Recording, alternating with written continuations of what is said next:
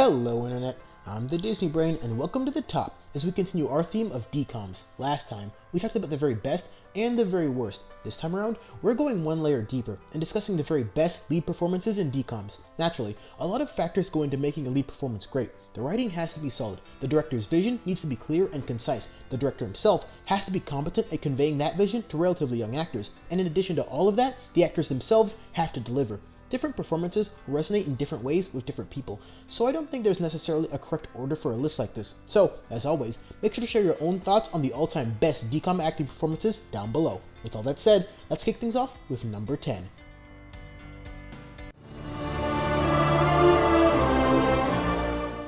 Many of you 90s generation Nick fans probably know Robert best as Bobby from Cousin Skeeter, but his lead role as Todd McLemore in Alley Cat Strike really brought a powerful energy to a really fun movie and a definite DCOM classic. He plays the popular kid here, but it's a lot more layered than what would be considered cliche.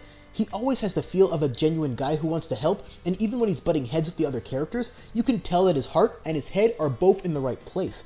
Both him and the original Alley Cats learn a lot from each other, and that's evident throughout the film, but his charisma shines through most of all, and his transformation from the beginning to the end of the film is done with great patience and subtlety, and a lot of that has to do with solid directing and pretty good writing as far as his character is concerned. Everything about watching Alley Cats just feels like a satisfying movie experience, and Robert Richard is one of the biggest reasons why.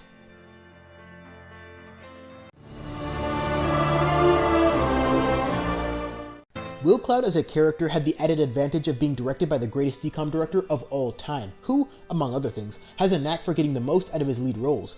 Even though I don't think Cloud9 was one of Paul's better films per se, Luke Benward's performance as a former snowboarder turned coach love interest and then back to a snowboarder really works on all fronts. The way he's annoyed with Kayla, who seems to take the sport he loves for granted, and the specific way he instructs Kayla to allow her to get better makes for one of the more convincing coaching jobs done by any character in any DCOM. But he also does well working through the nuances of his character by never once overacting the more emotional parts that spring up when his past is brought to the light. And it makes sense because in the context of the movie, it's been a while since that accident. He came to terms with it, so he never had to emotionally break down to sell his character. This was easily one of the cleanest performances of Luke's career, and it felt like the role was almost tailor-made for him, and definitely the standout performance of that film.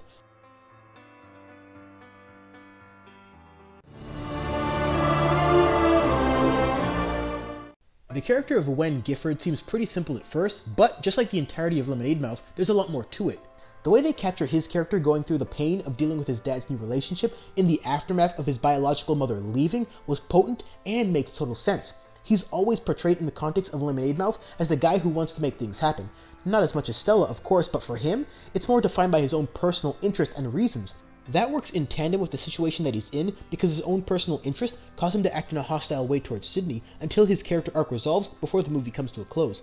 He's intelligently written for because it's clear that he's holding back a lot of emotions and dealing with it through jokes and music, which is in direct contrast with the heavily emotional Olivia, who is also missing parents but doesn't have the same chance to rebuild a family like Wen does, which forms the logic behind their connection.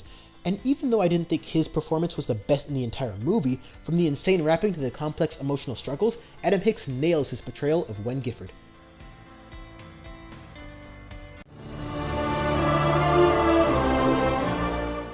The reasoning behind placing Corbin Bleu's character of Izzy this high is similar to, but a more advanced version of, Todd McLemore from the number 10 spot, in the sense that both have infectious charisma and charm, but don't overly rely on that to carry the movie forward. In addition to that, is the brilliant way that this film captures Izzy's relationships with other characters, and gives each individual relationship enough nuance to sell the illusion of knowing other characters for a while, while also keeping the character consistent in the process. And beyond even that, is how much Izzy as a character learns throughout the course of the film, and how those lessons change his portrayal. As both a character and an actor, it's Corbin Bleu growing up right before our eyes, and the progression is well paced, well structured, and capitalizes on the fact that his real life dad is also playing his dad in this movie, which is by far the most well acted character dynamic maybe in any DCOM, and it makes Corbin Bleu as an actor step up his game that much more, making his performance here one of the all-time best.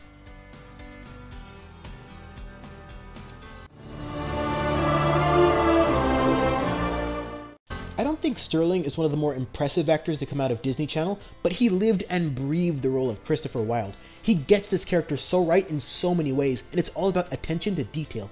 He talks and acts in particular ways in the context of the movie as a means to push the central theme forward regarding the ill effects of star treatment. He's a kid that's been able to buy anything, do anything, and go anywhere, so even when he's being a jerk, it's not just because the movie needs conflict all of a sudden, it's because it all stems from stardom and being used to operating in a way that doesn't coalesce with a more normative idea of living.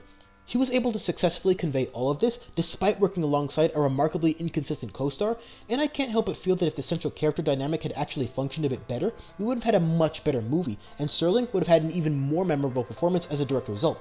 But what we got on his end was really, really good, and makes me wish Sterling had another chance to star in a DCOM.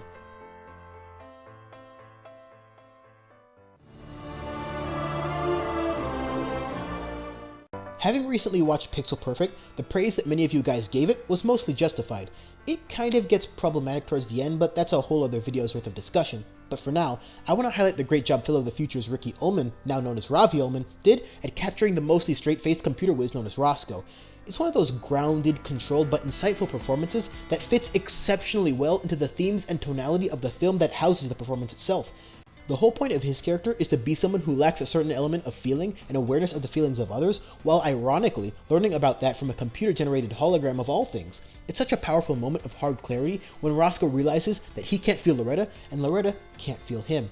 And the part about Roscoe that I appreciate most of all is how well Ricky Ullman portrays what would otherwise be a very prototypical and cliched smart guy. He's intelligent, but believably so, because his dad is framed as the smart guy that can easily teach Roscoe a lot about what he does. He operates as a manager most of the time and solves problems in smart ways, as directly opposed to exclusively solving smart problems that only smart people can solve, and I appreciate the difference. In fact, his relationship with his dad does well to subtly highlight why both of them seem to lack the compassion of your average functional human. You wouldn't expect a director not named Paul Hohen to get these details so spot on, but to his credit, Mark Dippy does that here. All in all, a good movie, but a great performance, and an equally great way to kick off the top 5.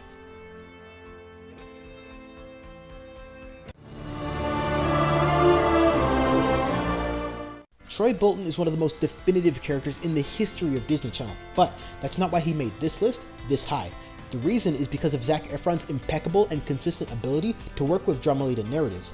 He's more known nowadays for his chiseled physique and comedic roles, so it's easy to forget how great he is at portraying more downplayed introverted characters. It sounds almost ludicrous to think of the captain of the basketball team as introverted, but speaking as a proud introvert myself, the traits are there.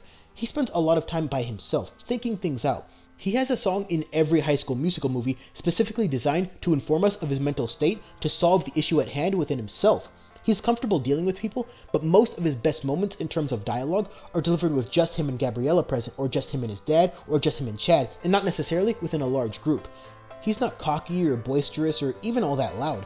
He's a nuanced and introspective character that is dealing with the trials and tribulations of high school in the best way he knows, and that just so happens to include singing. But again, a lot of that is done within his own headspace as well as out, and that aspect of the film, more so than any individual song, is what makes the franchise a special one for me.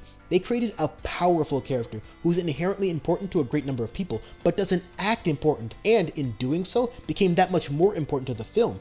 It's not really a big coincidence that he's still making movies today, because his talent was evident from day one, and on day one, he put together one of the all-time best performances in the history of DCOMs.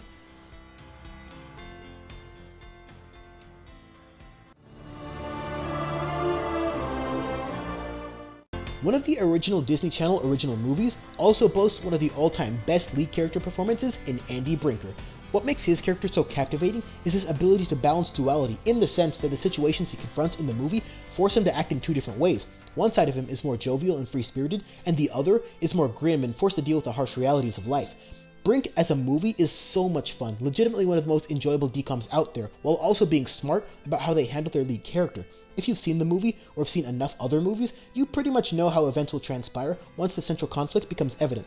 But what really takes this movie to another level and earned it an honorable mention spot on my all-time list is how Andy as a character works through those plot points. You can feel his struggle, his conflict, his misery all throughout the second act of the film as he tries to balance being the person he wants to be with the person he feels he has to be for the sake of his family.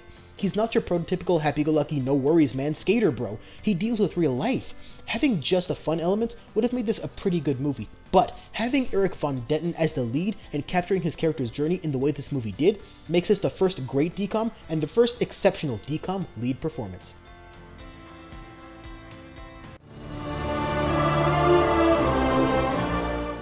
The Wizards movie has a lot going for it. A great director, an interesting concept, and characters who are very familiar with each other going in.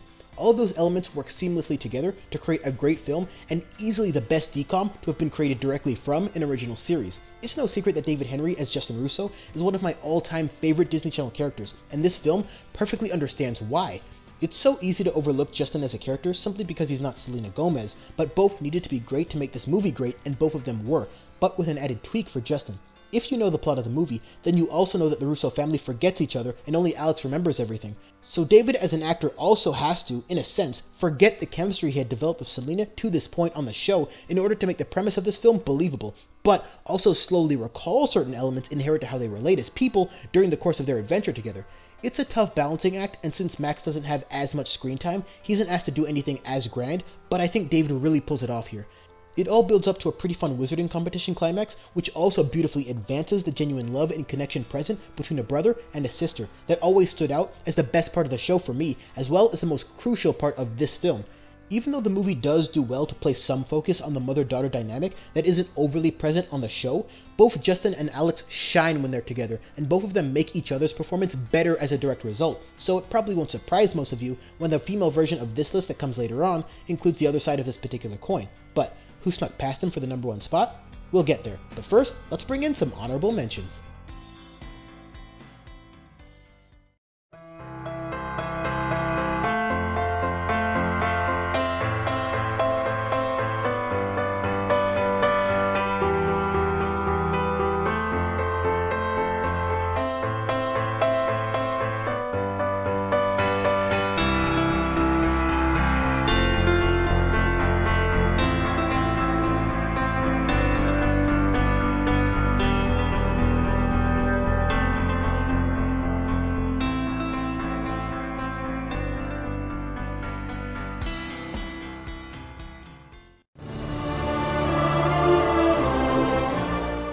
Say what you will about Shia, not being famous anymore, or the mildly amusing meme he's become, but what you can never take away is not just the best performance he's done as an actor, but arguably the best lead performance in any DCOM to date. His role as Eddie Walker implies acting like an individual with a learning disability while not having said disability in real life.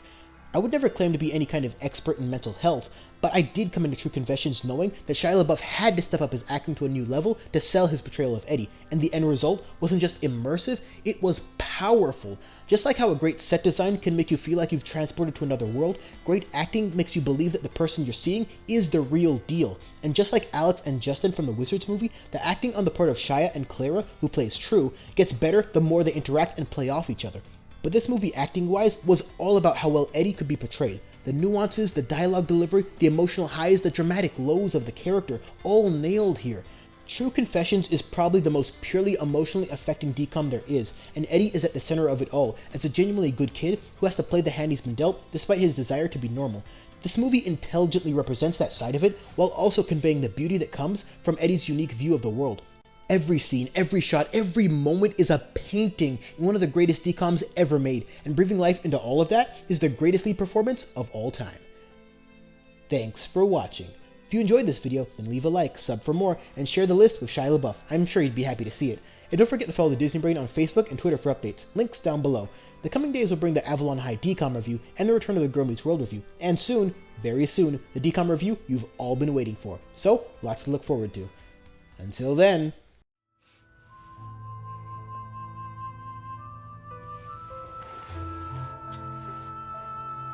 Love you, True. I love you too, Eddie.